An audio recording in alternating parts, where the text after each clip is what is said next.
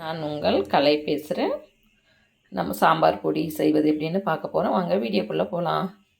அதுக்கு தேவையான பொருட்கள்: கடலைப்பருப்பு, சாம்பார் பருப்பு, உளுத்தம் பருப்பு, கறிவேப்பிலை, தனியா, மிளகாய், மஞ்சள் பொடி, பெருங்காயம், மிளகு, வெந்தயம், சீரகம். இது எப்படி பதமாக நம்ம வறுத்து எடுக்குதுன்னு பார்க்கலாம் வாங்க.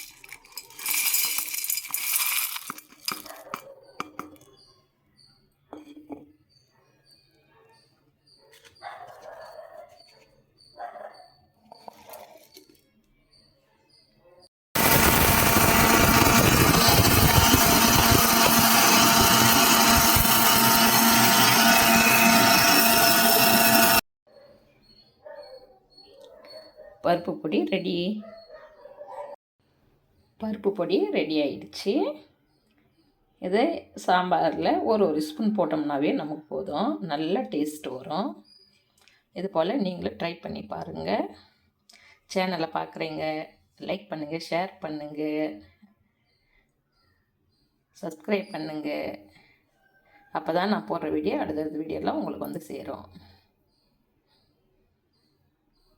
அடுத்த வீடியோவில் சந்திக்கலாம். பாய்.